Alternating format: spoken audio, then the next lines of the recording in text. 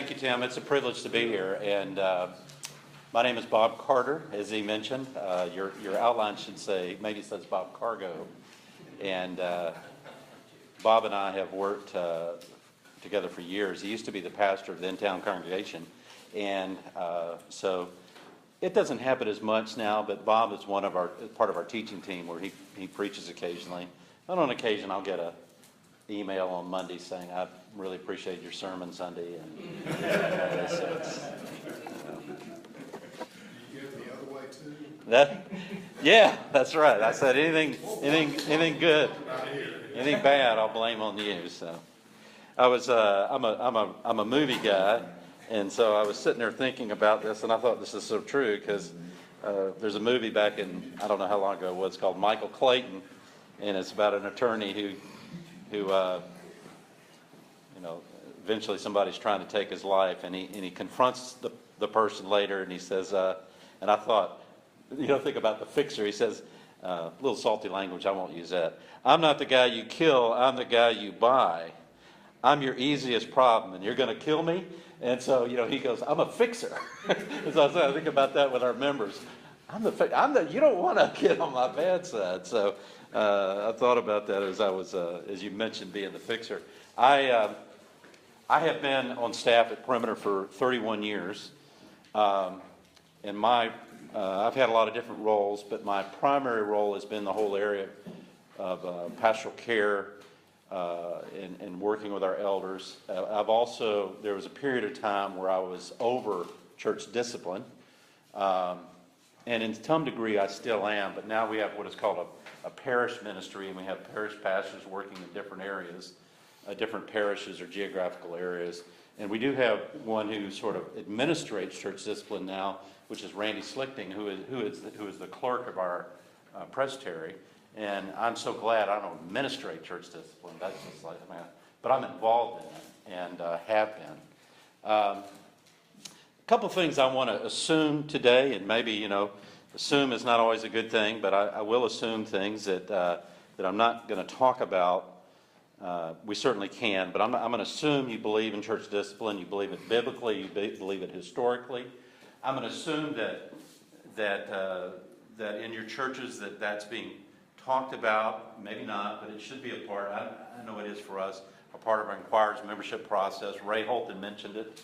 And so I'm sort of assuming that. So I'm not going to go in and talk about why we need it. He mentioned Matthew 7, Matthew 18, 1 Corinthians 5, passages like this that deal with the whole issue of church discipline, assuming that's there. So we say it to people as they come in. Obviously, part of the membership. When you join, you submit yourself to the government discipline of the church and promise to further its purity and peace. And I'll tell you a funny story about this. A number of years ago, I was doing a membership appointment with another elder. We were meeting with someone, and we got to that question. I said, do you submit yourself to the government and discipline of the church and promise to further its purity and peace? And it was this woman. She said no. And I was kind of shocked. I'd never had anybody say no to me when you asked that question. And I said, why is that? And she said, because what I do with my life is nobody's business. Okay? So that was years ago, and I often joke that today, if I was meeting with that woman, I would affirm her becoming a member because she's honest. And the reality is that a lot of people will say yes to that question, but then when the heat's put on, you're like, what do you mean? And and I'm not saying everybody would do that, but it's interesting because we live in very much of a culture that we know we're part of. It's part of us, of individualism. I do what I want, If I don't like East Cobb Presbyterian, I go to church down here, down the street, or whatever. That's the way our culture works in many ways.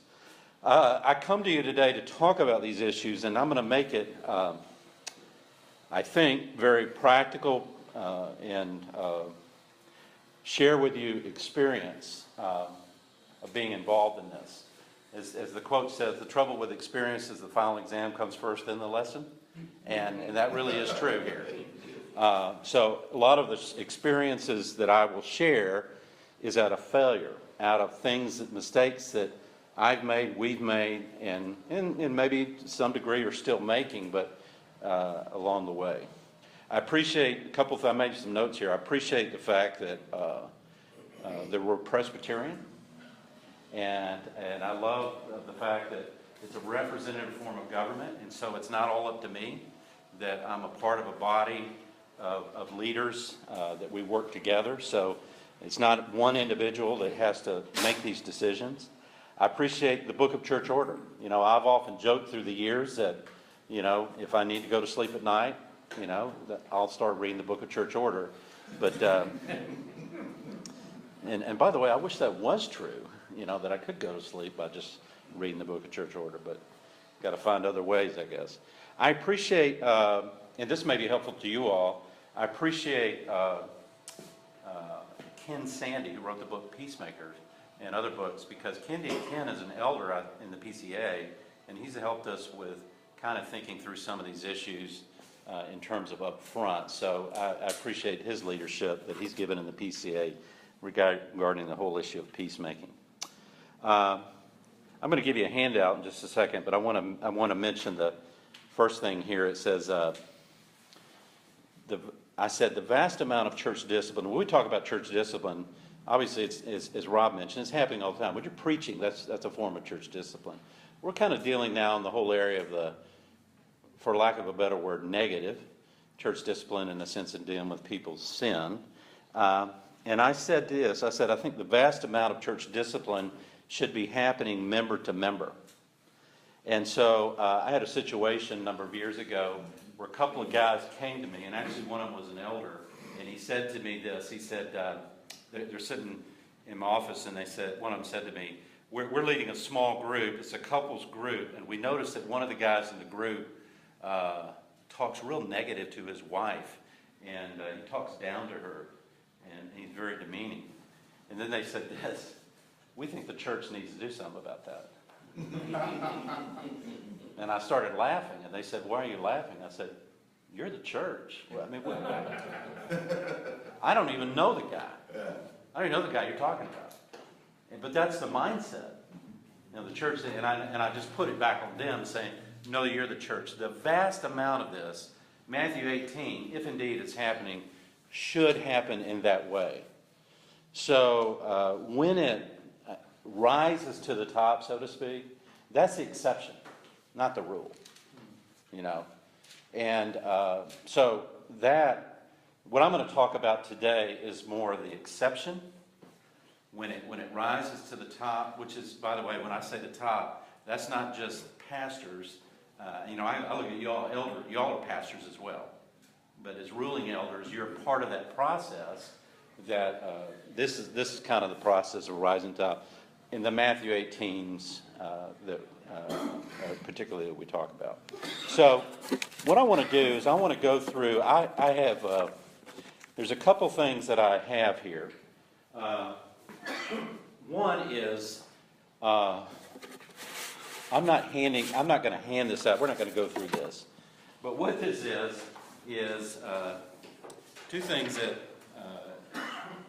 By the way, we haven't revised it in 7 or 8 years, and the reason why is that because, you know, it's just something good you'll see up here when it's said it's revised. But basically, at Perimeter Church, we have a spiritual care process, and we have a church discipline process.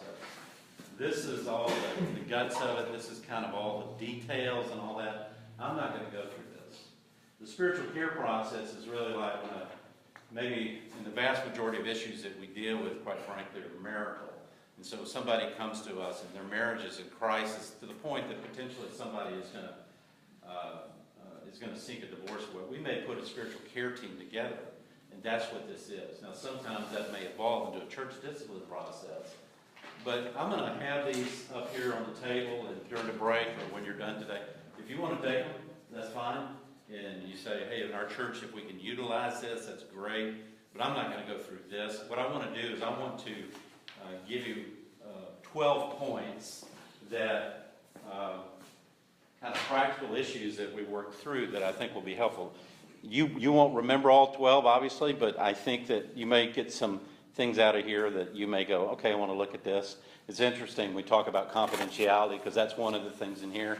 And I agree 100% with what was talked about earlier, but I'll kind of talk a little bit about that as well. Thank you. Appreciate that. Okay. So as that's being handed out, as I mentioned to you, the vast amount of church discipline should be happening member to member. When it becomes more formal, the elders get involved at this point. And I said, as the elders are involved, here's some key points to remember. Now, feel free. Here's how I want to use our time here. Feel free to raise your hand if you've got a question as we go through this. Stop me.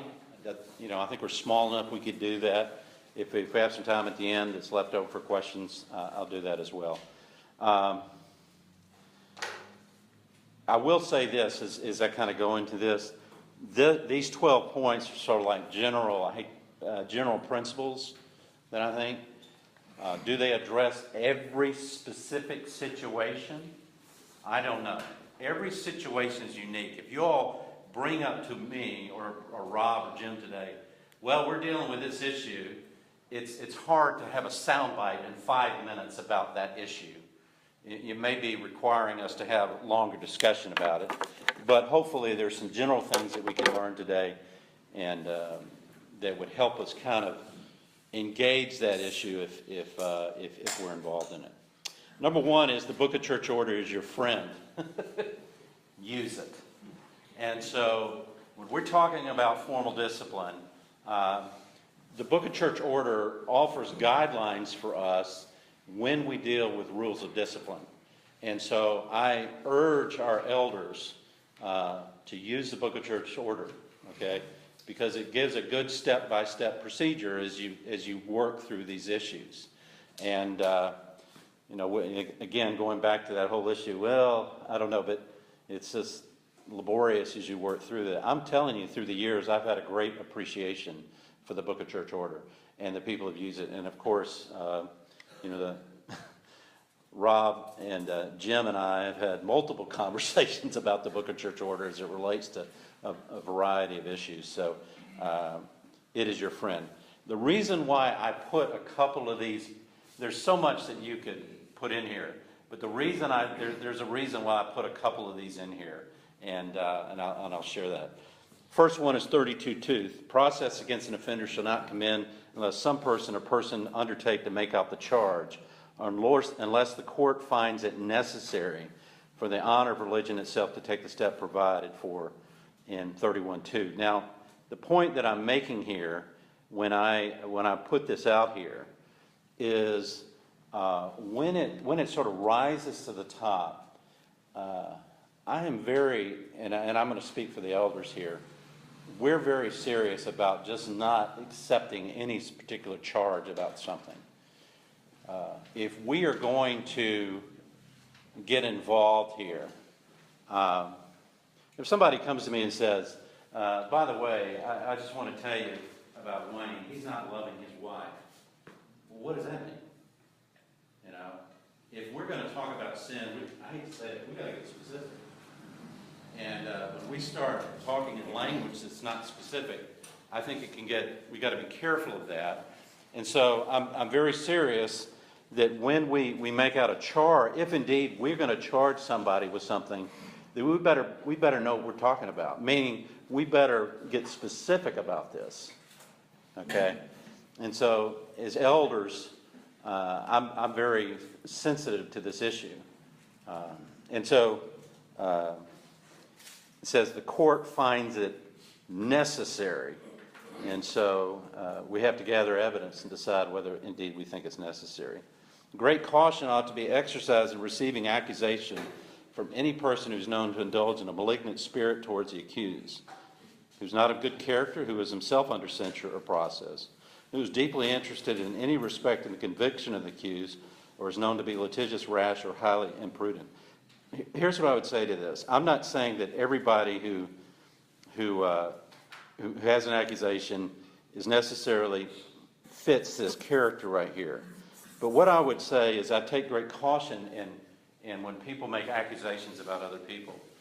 Not that I'm going to judge, that we're going to judge them or we're going to charge them, but it's often, I will get this way. If somebody comes to me and they say, by the way, I think Brian, and by the way, this is not true. I think Brian has a sex addiction. Now, I think he's struggling with pornography and he's struggling with other things. And I'm going, have you talked to Brian about this? No, I haven't talked to him about it. This is common, by the way. No, I haven't talked to Brian about that. Well, right now, we're engaged in gossip. And I don't really need to hear this. You need to go talk to Brian about this. But this is what happens. This is why we have to be careful. Hey, we have these small groups. Hey, pray for so-and-so. They're going through this struggle. Or they're dealing with this right now. I mean, these are, we've heard about it. These things happen. And so it's so easy when it comes out of our mouth and we're going, where is this going? And so what I want to do, or what we want to do, is that when people bring stuff to us, we want to go back to Matthew 18 and say, have you gone and taken the steps here to do that? And so I'm very sensitive to that. Rather than everything needs to flow to the top. We need to come to the pastor and talk about this because of that storm of gossip. Now, there's always incidences we can talk about this, and I get it. Trust me, I'm involved in this, in sensitive issues, and there may be exceptions along the way, but generally speaking, I'm going to encourage people to have you gone back to that. And by the way, people don't do that. It's easy to go talk to somebody else about it. It's hard to talk to that person. And so I'm just, 31:8 to me, again, we're talking about when it rises top. I'm very sensitive about this, because I don't want to indict somebody that is not guilty, maybe. I mean, you could go that far, okay? 2, it's already been mentioned. You go, duh, but we just don't think about this. People sin. It should be no surprise to us. And we certainly desire obedience, but just as important is people being humble, looking to Christ, confessing sin, asking for His grace. And so what we're looking for, obviously we're looking for that obedience, and a part of that is humility, is a part of that is submission to the church and submission to the brethren and whatever. But I don't always, I'm sensitive of that, but that's not always, I may not always observe that right off. I'll give you sort of a story that's kind of helps shed some light on that. It's more of I don't know if it'd be a metaphor or analogy, I can't remember, but so we had this guy on our staff, and we fired him. And so some of the people commented, they said, God, he was just defensive. They wanted him to be humble, and you're right, I understand that. And I just looked at him and said, he just got fired. I'm not saying that's a good thing he was defensive, but he just fired him. Okay?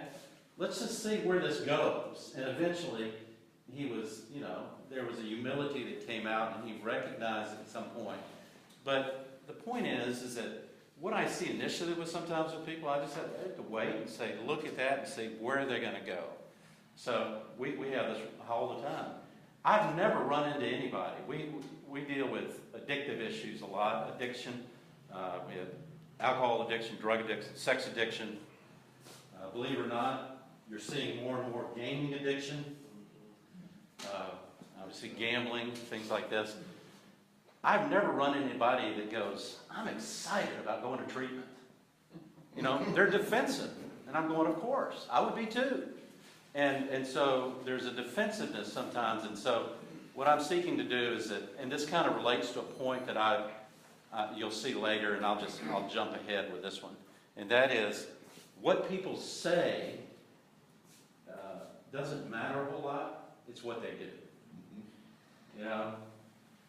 So repentance is something that we observe over time. Now, I think there's godly sorrow, and there's sorrow that people say, I'm sorry for my sin. I don't know if people are repentant or not. We have to observe that over time. And so there's a patience that we exhibit with people, hopefully, as we go through this.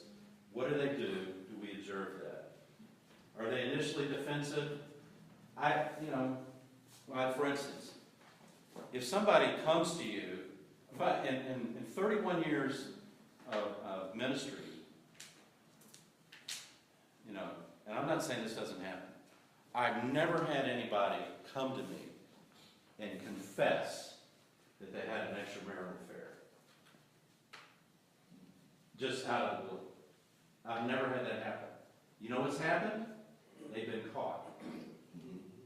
I'm talking believers. I've never, and by the way, I've worked with a ton of people. I've never had anybody come to me. What I'm saying to you is that if we want to see this brokenness and this humility and people coming forward, that's exactly what we want. But you may not get that all at one time. That's my whole point here. And that's true of you all too, I bet. I may have just lost my credibility when I was saying that, but I think that's, and it's true of me, I'm saying. So I learned to be able to say, over time, what are we observing? Are we observing humility in this person? They can say a lot, but what does their life demonstrate? Or are they showing up by what they do? If members are being investigated or charged, they are often anxious.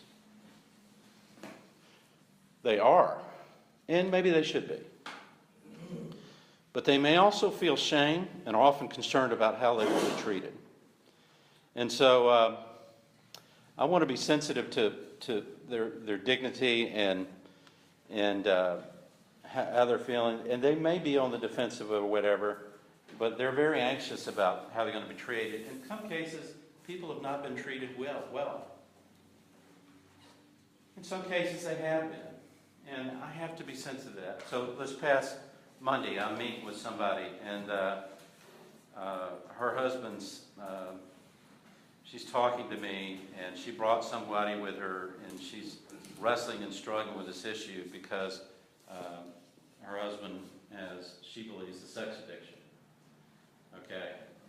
And so as we're sitting there talking about it, and she's had conversations with them about it, she says to me, I'm very hesitant about coming here because I had a friend of mine come and talk to one of the elders about her husband who was dealing with pornography, and the elder told her, you need to suck it up.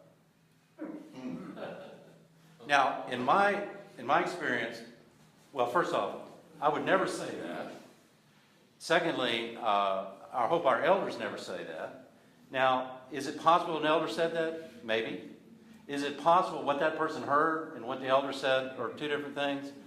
Yeah, that could be true too. But the reality, that was her reality. That was her reality. That's what she was thinking. Okay? And so as she's sharing this with me, it's like, okay, I need to be sensitive. She's anxious about this. She's concerned about this. How's the church going to treat her? And I can defend it and say, no, nobody said that, or that person's crazy or whatever. That's where they're at. It's not like I'm going to somehow change that perception at that moment, but I want to be sensitive to that. Now, are there people that probably have said at some point, you need to suck it up? That's what just men do. Yes, there are people in our church that believe that, by the way. That's just what men do. They just look at pornography. You need to get over that. You go, people, do they believe it? Yes, there are people in our churches who believe that. And hopefully it's not many, but it's there.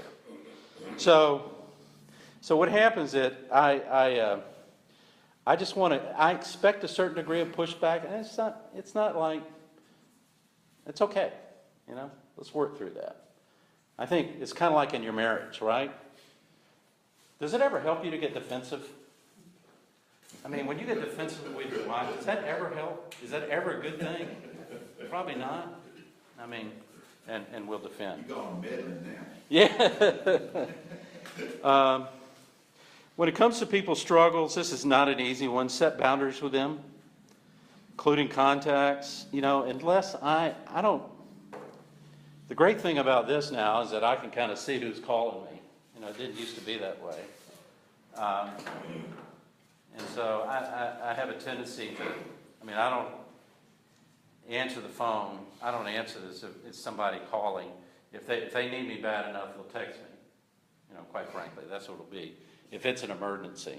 But, I've had experiences where I'm taking phone calls late at night and things like this, and I'm going, this could have waited till tomorrow, in the vast majority of cases. So I create boundaries that way, when you'll talk to them, where you'll meet them. Guys, never meet a woman alone. I mean, that's Elder 101 training, but, you never meet alone in terms of, I'll meet her at a coffee shop or, if indeed I meet women alone, which I do in my office, there's a window on my office, so people can see inside, whatever. So I'm never behind a closed door or meeting somebody alone that way. But these are sensitive things. What happens most time when you're dealing with people that are under discipline or potentially under discipline is that often what we'll do is we'll drop the ball and we won't talk to them. And when you don't talk to people that are they're feeling like they have shame and anxiety already, and they feel like the church is against them already, and we just perpetuate it when we don't contact people. Now, I'm not talking about the person who is so demanding, you need to call me every time. I'm just talking about when we drop people and don't, and this is what often happens, is that we drop the people and won't talk to them. Now, one of the reasons may be just we're busy. Another reason is sometimes, I'll just be honest, I don't want to talk to the people because they're unhappy. And they're unhappy with me, or something. But at the same time, what I'll do is we maybe put a team together. I'll say, hey, let's maintain contact. We're going to be in contact with them on a weekly basis. Maybe just make a phone call. How you doing? Hey, praying for you, whatever. So they don't feel like we've dropped them, because it just perpetuates that the church doesn't care about us or whatever like that. Now, I'm not saying by doing that the person's going to warm up to us all the time and say, oh, I love you and love what the church is doing or whatever like that. But in essence, it does, as a shepherds and providing care for people, I think that really does help. Well, Yes. in our case, recently we've had 2 cases of church discipline, and it's refusal to meet with us at all. Is that common? Oh, yeah. And I think that at that point, and again, it may be, we don't rush to judgment. I think that's a principle, I didn't put there, but often in most cases, we're not rushing to judgment. But if in essence, we are making effort, and by the way, if we're in a formal process, then we're looking at the Book of Church Order. If they are refusing to meet with us over a period of time, we're observing, by the way, by what they do, their action is telling you, then yes, we may eventually move to a process of, maybe excluding from the table, or, God forbid, we have to move eventually towards excommunication. So, but yes, if indeed they refuse to meet, So like I had a guy a couple weeks ago, he's, we had the elder meeting set up, and so we showed up for the meeting. He didn't show up. He calls me, oh my gosh, I forgot about it, whatever. It may be the fact that we're going to give him grace about that. Oh, sure. But next time, if it happens again, or if he doesn't show up, maybe we start moving that. We just don't. I think the principle is we're going to work with them, but over time, if we're seeing their attitude is I'm not engaged, we'll have to move towards formal discipline. I don't enjoy that. Anybody who enjoys this is sick, I think. So, So I've already mentioned, I've kind of mentioned 6 and 7. This is number 8. I want to strongly encourage this. Do not use email to deal with a case or try a case. Please don't do that. That may come back to bite us legally in the civil courts. It could. And so, plus, I think email is a terrible way to communicate and when you're dealing with very sensitive emotional issues. So, I may hey, email, hey, we're going to meet on this date, or looking forward to our time together, whatever, but it's not like we're going to take the email to talk about the case. Do not do that, because that becomes public record at some point. And you want to be very, very careful about that. And so, are there situations or things that I can't control? Yes. I mean, I had a member one time record our meeting, and I didn't know about it. Ooh. So, I mean, these type of things will happen. But from our end, what we're trying to do is to, so I'm very sensitive and careful about putting things on paper, you know, and so. Can I just add briefly? Yeah. If you work for a corporation, never ever use your company's email. Right. For church business. That will bite you. Well, yes, that's a good point. That's a very good point. Thank you. So how does that work with me? Because I'm using my company. No, I'm just kidding. No. You should be. Yeah. No, that's good. You know, and I think that that's meant. Now, the confidentiality, I heard what y'all said about confidentiality. The only thing I would say to this is just be careful about, I said, hallway and stairwell or stairway conversations. You know, I'll get this. Hey, I heard you were meeting with so-and-so or whatever like that. This is a member of the church, so somehow they'll find out or like this. And I'm very sensitive about communicating with people about these matters because I don't know, you know, well, let me say this. I don't trust everybody in our church. You shouldn't either. What I mean by that is I have people that I go, I may, if I know them and I know they're an elder, they may be involved in the process, maybe we might have a conversation. But if occasionally I'll have members come up to me and ask me questions, and I may just, you know, I'll be, you know, almost aloof about it because I'm careful about what exactly am I sharing or where are you going with that. That's the confidentiality. I don't know where people are going with this stuff. And so I'm sensitive. It even became an issue. Sometimes it's an issue even when I deal with fellow pastors. Not that I don't, we have a large staff, and I don't, it's not that I don't, I trust our pastors, but I don't know where you're going with it sometimes. So I'm very sensitive about this whole issue. And so that's what I would say with just confidentiality, is just be careful about that. And I agree with Rob. Obviously, I think that, yes, this needs to be public, but at the same time, what does public mean? I'm not, yeah, go ahead. Yeah, and if I communicate in public, No. the only information, confidentiality, I would, among the session, and I have a small session, so Right. it's a small group already. But anybody outside of the session, I would not communicate anything. Right, yeah.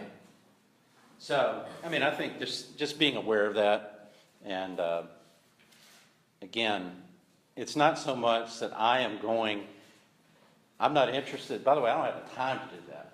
I'm not going to go around and talking to people about it, but I have people come up to me and contact me, and so that's the thing.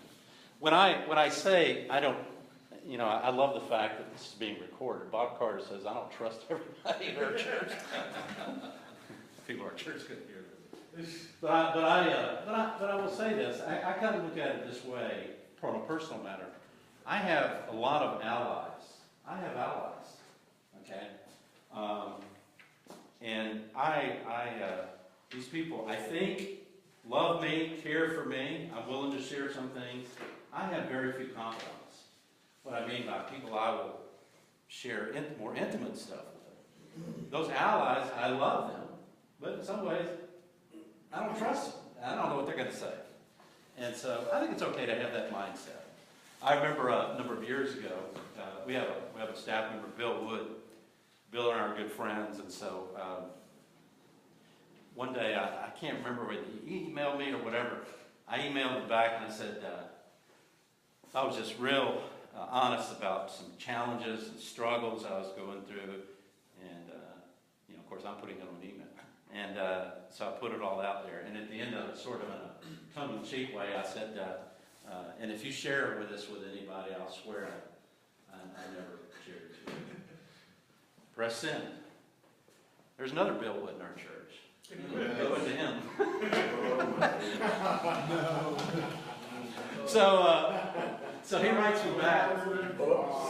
This guy writes me back, and he says, I appreciate so much that you shared that and you're honest, and I love that our pastors are willing to be vulnerable with others. Well, I have a strong relationship with Bill, so when I looked at it, I'm like, what kind of answer is that? You know, because I thought he'd kind of joke with me, and I looked up and I realized there's another Bill Wood. By the way, other Bill Wood and his wife left the church 6 months later. So I don't know if it had anything to do with it. Actually, they moved. Actually, Bob, Yeah. may I enter Yeah. a question? Because I'm a newbie, are there any cases where, let's say that someone does become excommunicated from the church, there's a messy divorce, but the wife is still there? Are there any cases where you, from the pulpit or from the front of the congregation, say, this person isn't a part of our church anymore? No. No. What we will do, and what we will do is it is part of our church email that goes out, and we'll say member so and so was excommunicated. So we don't actually give their name. Yeah. So there are people that know who that, you know, the elders who know that, but as far as broadcasting that, we've chosen not to do that. So Did you say in the newsletter you don't give the name? we don't give the name. You just say, you just say. Yeah, a member was excommunicated, and we'll actually say, we'll talk about members saying, you know, if indeed, we'll just put it out there. I can't remember, I don't think we even give a member number or anything like that. Uh-huh. In a small congregation such as ours, though, Yeah, I understand. it's not, I mean, I understand. we'll call a meeting for the membership for I just understand. 1.5 minutes. You know, it breaks our heart. Yeah. But we've seen it necessary to excommunicate this person. Because mostly in a small congregation, people know anyhow, but there's no statement and we drop it there if they come and ask us. Yeah. We don't talk. Yeah. Yeah, that's what we've chosen to do. I understand at size and congregations, how you all do it may be different. But if it's an officer, aren't you required to say that it was an elder or deacon? Yeah, well, yes, absolutely, but the question is, what exactly, I have to be careful, but what exactly is the congregation at that point?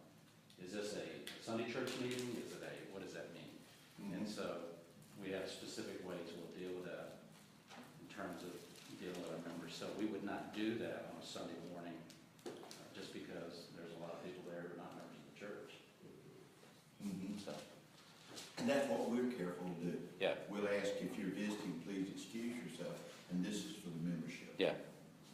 And, you know, and here's what I would say, and I actually appreciate this about a book of church order. There's a lot of structure to the book of church order, but there is a sense in which it allows for congregations to sort of work through that. And we often joke, sometimes you'll see this word a lot, ordinarily. It's this way, but there is some leeway and flexibility that's allowed within the congregation. So sometimes, I don't mean this critically at all, sometimes I read the book of church order and I'm going, how do I deal with a megachurch like Perimeter Church? How does that fit within that? Because it's not as easily, you know, kind of one size fits all here. In a situation with a small church, what's going to happen, rumors are going to fly, and it's just better for the leadership to come forward, because they're going to say, well, they're not here, something's gone wrong or anything. So once a decision has been made, we go on and put it out there, and that way, you know, we hope that that's going to keep down the gossip type thing. Yeah. Thank you.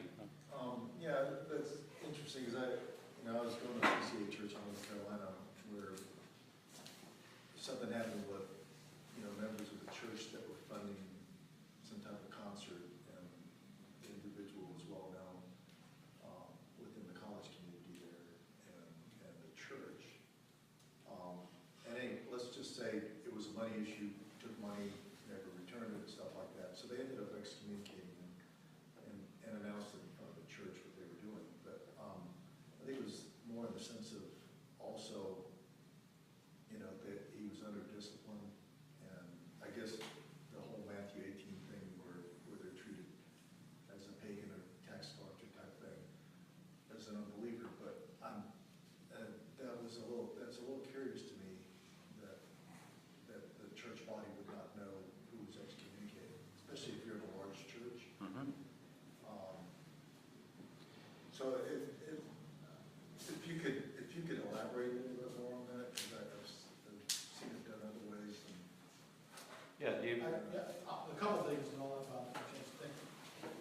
ACO is your friend.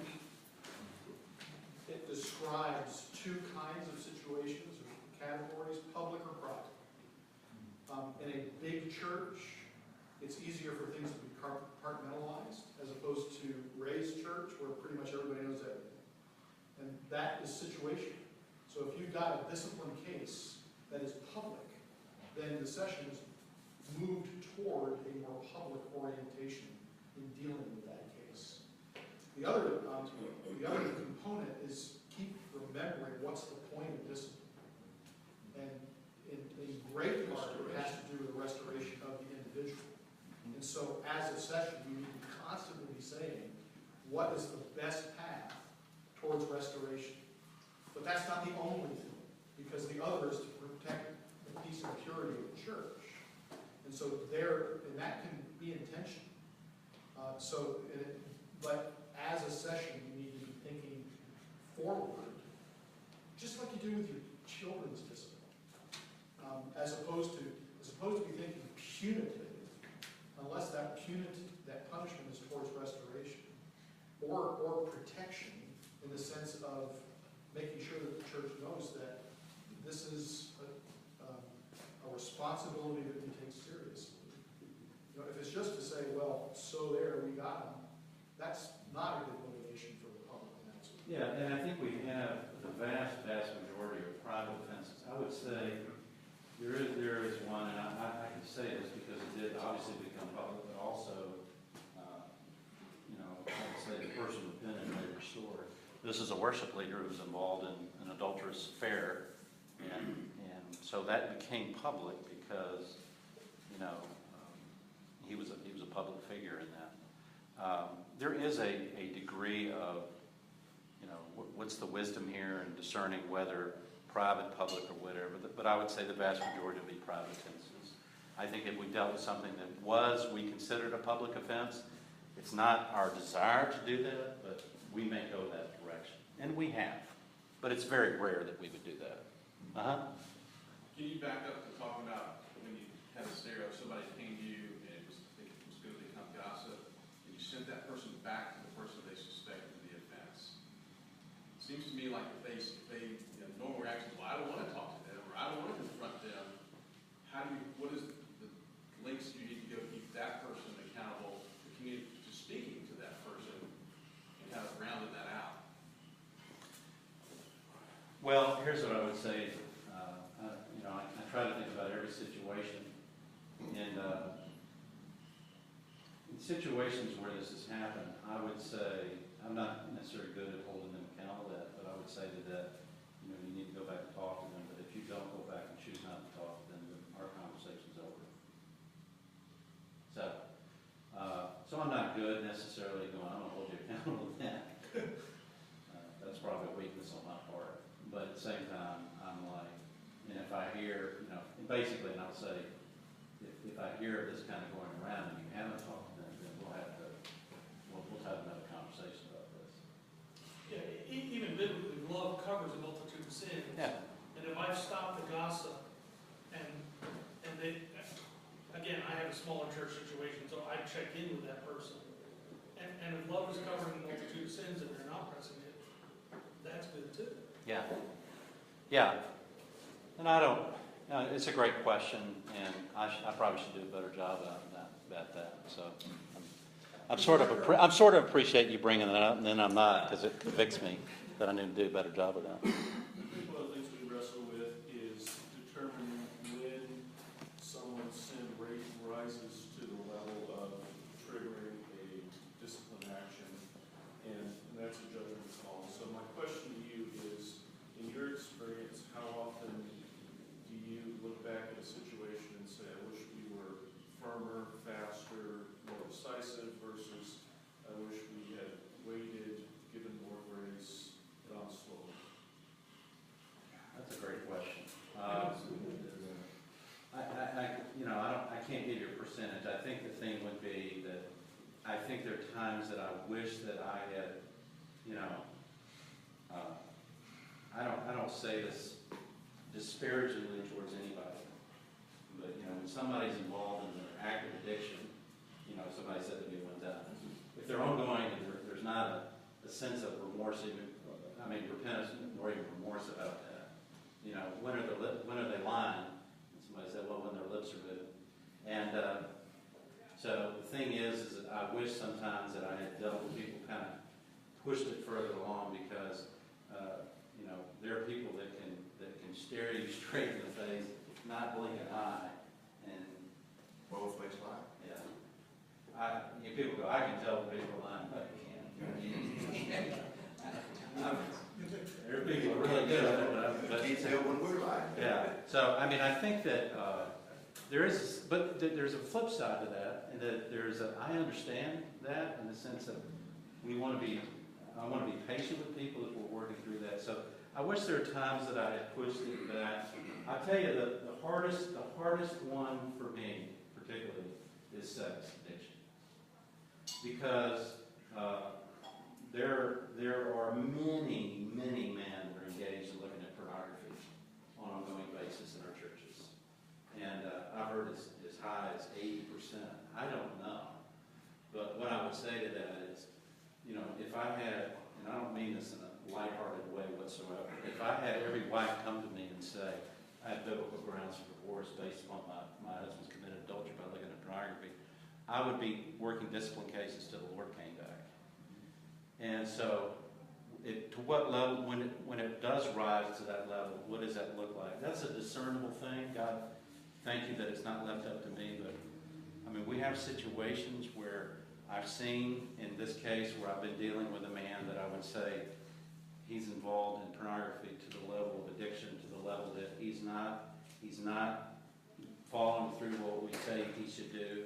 He's not doing this, as opposed, and again, I'm not making light of this, as opposed to the guy who gets caught, you know, and he says, honey, I'm sorry, I'm going to be accountable, and things like that.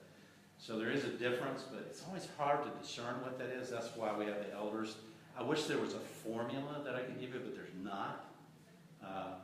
So your question is, I kind of see both, and sometimes I wish I would have pushed, sometimes I wish I would have backed off, and so it's hard to know sometimes. But that's why, by the way, I tend more towards, I'm a good cop.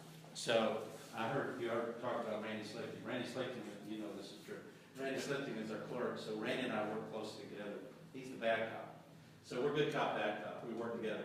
So it's good to have people on your team that, not to say that we all have to have Myers-Briggs, but that we have different personalities, we work together and giftedness. So I tend to be, you know, exhibiting some grace here, and there are times that I need to be tougher, and sometimes Randy's tougher, he needs to be exhibiting grace. So we work good together as a team.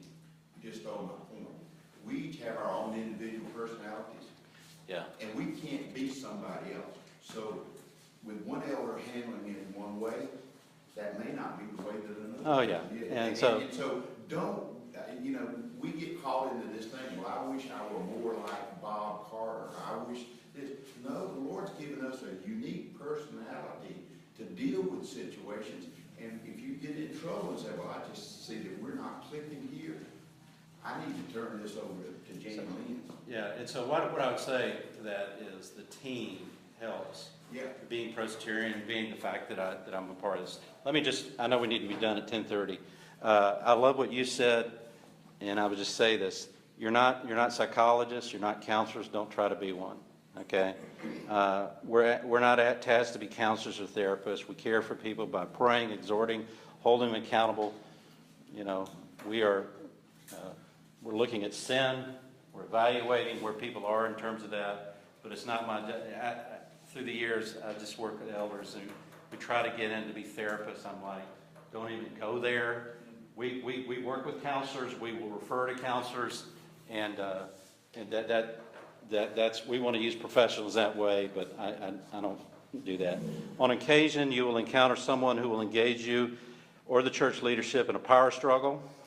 The big challenge will be to maintain a disciplined process without engaging in a power struggle. This is not easy. This is the toughest thing that I do. This is the toughest thing that we do as a presbytery sometimes if we have to deal with this. But let me just say this. There are people who you may encounter along the way in your churches, and hopefully it's not many, who will see this as a power struggle. When you have people that want to be in kind of see it as a power struggle and want to get involved in that, they are more invested in winning than you are. Remember that. And they will push it to the limit. And so you have to discern that we as a team are going to work together here, and how we're going to deal with this, and how do we address this and respond to it without engaging in a power struggle. And that's not easy, but I want to tell you, that it can be done, but you have to stick together. Because what they'll often do is they'll isolate you. And once they start isolating you, and I'm saying they can be good at it, they can isolate you and get you off and start talking, and then get you on their side, and all of a sudden they got you against other elders. And so you got to stick together. When you encounter this, you will. There are these people around in our churches, and I've had to deal with it, and so I've had many sleepless nights dealing with this type of thing. But I've learned through this is that we work together as a team. We stay together as a team, because it's like being in war, and if you don't work together as a team, you'll all end up getting killed, and that can happen. So I think it was Eugene Peterson said, "Ministry is messy." So understand going in that it can be complicated. There's not always a simple solution, and that really is true. But at the same time, I've just seen God work through the years in this, and God work with our elders as they work together on teams. And these are just some things that I think hopefully will be helpful to you. Also, if you want more details about discipline and church and spiritual care, do that. I do appreciate being a part of this. And Can I ask one question? Yes, I can. Good. So, this is the brother. Yeah. There's a winner. When does the session need to know? And what I mean by that is, if a member comes to me and confesses adultery, does the session need to know, or do I act on my own and discipline in that case? If an elder confesses adultery and is repentant, does the session need to know that? Do they not? I know there's no black and white, but I need some more guidelines. I would say more times than not, y'all can challenge me on this. This goes back to this question of whether we've been too lenient or not. I think when a member comes and confesses, we may, and again, at Front we have a large session, so not everybody knows. I think, again, we will. I think it's helpful to put somebody under discipline, which could be just a formal admonition. Okay, so you're not suspending them from the table because they have confessed to you. So I do think the session should know if somebody comes forward.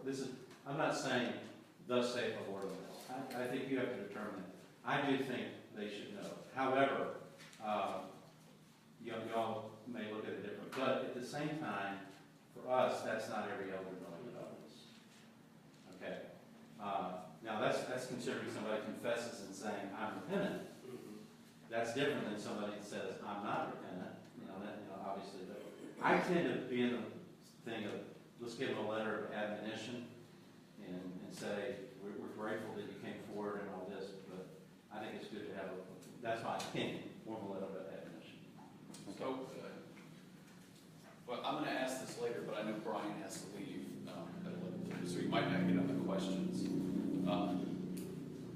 The letter of admonition, you might even send it to a person who's confessed, but just to say, all right, so that formally you've started the process, if you will, and if they don't progress in their repentance, then it's followed up. Yes.